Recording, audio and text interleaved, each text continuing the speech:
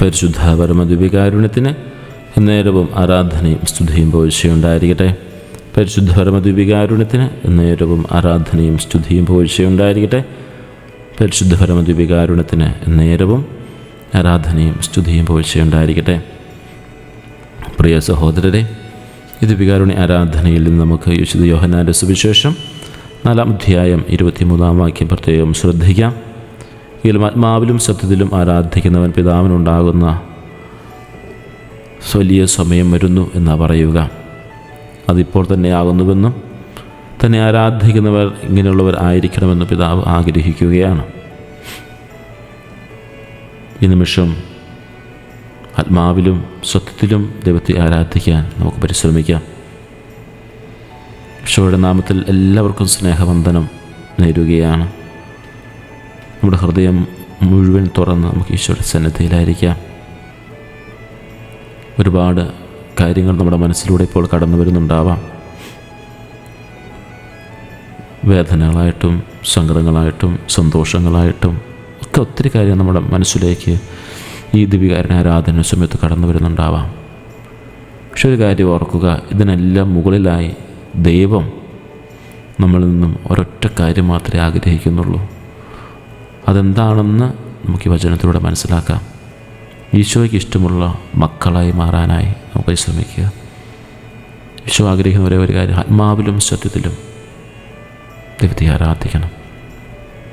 ഈശോനാഥൻ പറഞ്ഞ മനോഹരമായ വാക്കുകളാണ്, ആത്മാവിലും സത്യത്തിലും ആരാധിക്കുന്നവൻ പിതാവിന് ഉണ്ടാകുന്ന സമയം വരുന്നുവെന്നാണ് പറയുന്നത്. അതിപ്പോൾ ആയിരിക്കുന്നു.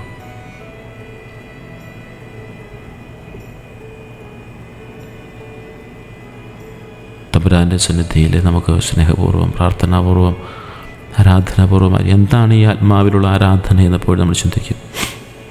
നമ്മൾ പലപ്പോഴും വെറും അധരം കൊണ്ട് പ്രാർത്ഥിക്കും, കണ്ണുകൾ അടച്ചിരിക്കും. പക്ഷേ മനസ്സിൽ മറ്റു കാര്യങ്ങളായിരിക്കും. അമ്മമാരാണെങ്കിൽ അടുക്കളയിലെ കാര്യം, അപ്പന്മാരാണെങ്കിൽ കടം വാങ്ങിയവരുടെ കാര്യങ്ങൾ, കുട്ടികൾക്കാണെങ്കിൽ സ്കൂളിൽ പോകുന്ന കാര്യങ്ങൾ, അല്ലെങ്കിൽ മറ്റെന്തെങ്കിലും സ്വപ്നങ്ങൾ. അങ്ങനെ പലപ്പോഴും പ്രാർത്ഥനയുടെ സമയത്ത് പോലും നമ്മൾ മറ്റുള്ള കാര്യങ്ങളിൽ പുറമേ നമ്മൾ ശ്രദ്ധയുള്ളവരാണ് എങ്കിൽ പോലും ആത്മാവിൽ പലപ്പോഴും ദൈവത്തെ ആരാധിക്കുന്നില്ല. നമ്മൾ കൊന്ത ചൊല്ലുന്നവരാണ്, ദിവ്യകാരുണ്യ ആരാധന നടത്തുന്നവരാണ്, പ്രാർത്ഥിക്കുന്നവരാണ്, വിശുദ്ധ കുർബാനയിൽ പങ്കെടുക്കുന്നവരാണ്. പക്ഷേ പുറമേ എല്ലാം ഭംഗിയായിട്ട് നടക്കുന്നുണ്ട്. അണിഞ്ഞൊരുങ്ങി നമ്മൾ ചൊല്ലുന്നുണ്ട്, നല്ലപോലെ പ്രാർത്ഥിക്കുന്നുണ്ട്, നല്ല ഉച്ചത്തിൽ പ്രാർത്ഥിക്കുന്നു. പക്ഷേ ആത്മാവിലെ ദൈവത്തെ ആരാധിക്കാൻ നമ്മുടെ ഉള്ളിൽ നമ്മുടെ ജീവൻ കൊടുത്തുകൊണ്ട് നമ്മുടെ ആത്മാവ് മുഴുവൻ ദൈവത്തെ ഇങ്ങനെ തിരിയാനായിട്ട് സാധിക്കുന്നില്ല. ഈ ലോകത്തിലെ ബഹളങ്ങളെല്ലാം മാറ്റിവെച്ച് എൻ്റെ ഈശോയുടെ മുമ്പിൽ ഞാൻ പൂർണ്ണമായി നിൽക്കുന്നു എന്ന ബോധ്യം നമുക്കുണ്ടാവണം. അതാണ് ആത്മാവിലുള്ള ആരാധന എന്ന് പറയുന്നത്. നമ്മുടെ എല്ലാ ടെൻഷൻസും മാറ്റി വെച്ചുകൊണ്ട് അതിൽ തമ്പുരാൻ്റെ അടുത്ത് പോകാനായിട്ട് പാടില്ല. തമ്പുരാൻ്റെ സന്നിധിയിൽ പൂർണ്ണമായ ആരാധന എന്ന് പറയുന്നത് എല്ലാ കാര്യവും മാറ്റിവെച്ച് എൻ്റെ നല്ല തമ്പുരാൻ്റെ മുമ്പിൽ ഞാൻ പൂർണ്ണമായി സമർപ്പിച്ച് നിൽക്കുന്നു. അതാണ് ആത്മാവിലെ ആരാധന. സത്യമെന്ന് പറയുന്നത് നമ്മുടെ ഈശോയാണ്. ഞാനാണ് വഴിയും സത്യമെന്ന് ജീവനും എന്ന് ഈശോ പറഞ്ഞിട്ടുണ്ടല്ലോ. അതായത് ഈശോ കാണിച്ചു തന്ന വഴിയിൽ അവൻ്റെ വചനത്തിൽ വിശ്വസിച്ച് കപടതയില്ലാതെ കളങ്കമില്ലാതെ ഹൃദയത്തോടെ ദൈവത്തെ ആരാധിക്കണം. നമ്മളൊരു മുഖം മൂടി വെച്ച് ദൈവത്തെ സമീപിച്ചാൽ അത് സത്യത്തിലുള്ള ആരാധനയാകില്ല. നമ്മുടെ തെറ്റുകളും കുറവുകളും ഏറ്റുപറഞ്ഞ് സത്യസന്ധമായി ദൈവത്തിന് പിന്തുണ നൽകണം. അതുകൊണ്ടാണ് ഈശോ പറയുന്നത്, തന്നെ ആരാധിക്കുന്നവരിങ്ങനെയുള്ളവരായിരിക്കണം എന്ന് പിതാവായ ദൈവം ആഗ്രഹിക്കുന്നുവെന്ന്. നമുക്ക് കണ്ണുകളടച്ച് നമ്മുടെ നിയോഗങ്ങൾ സമർപ്പിക്കാം. നമ്മുടെ ആരാധന പലപ്പോഴും ഒരു പ്രകടനമായി മാറാതെ ഈശോയുടെ ആ വലിയ സ്നേഹത്തെ തിരിച്ചറിയുന്ന ഒരനുഭവത്തിൻ്റെ തലത്തിലേക്ക് നമുക്ക് മാറാനായിട്ട് സാധിച്ചിട്ടുണ്ടോ എന്ന് പരിശോധിക്കാം. ഇല്ലെങ്കിൽ നമുക്ക് പ്രാർത്ഥിക്കാം, ആത്മാർത്ഥമായി ആരാധിക്കാൻ ഞങ്ങളെ പഠിപ്പിക്കണമേ എന്ന്. ഞങ്ങളുടെ ജീവിതത്തിൽ സത്യമില്ലാത്ത കാര്യങ്ങൾ, മറ്റുള്ളവരോട് നമ്മൾ കാണിക്കുന്ന കപടതകൾ, ഈശോയെ ഞങ്ങളെ സത്യം കൊണ്ട് നിറയ്ക്കണമെന്ന് പ്രാർത്ഥിക്കാം.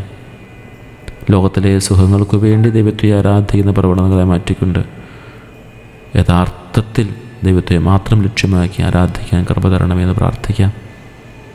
നമ്മുടെ കുടുംബങ്ങളും കൂട്ടുകാരും എല്ലാവരും ആത്മാവിലും സത്യത്തിലും ദൈവത്തെ ആരാധിക്കുന്ന മക്കളാകാൻ വേണ്ടി നമുക്ക് പ്രാർത്ഥിക്കാം. സന്തോഷത്തോടെ ഇരിക്കുക പ്രിയ മക്കളെ. കാരണം ഈശോ നമ്മളെ ആരാധനയ്ക്കായി തിരഞ്ഞെടുത്തിരിക്കുകയാണ്.